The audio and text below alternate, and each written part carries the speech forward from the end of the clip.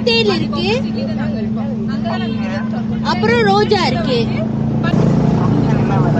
Cocktail வந்து நிறைய பழம் போட்டிருப்போம், 15 வெள்ளி. ரோஜா வந்து 7 வெள்ளி, ஜெல்லி பால் வந்து 2 வெள்ளி, சாக்லேட் பால்ஸ் வந்து 5 வெள்ளி.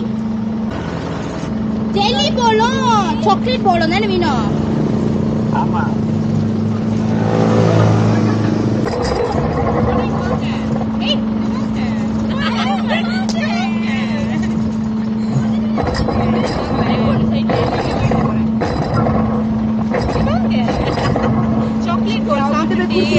சொல்லுங்க.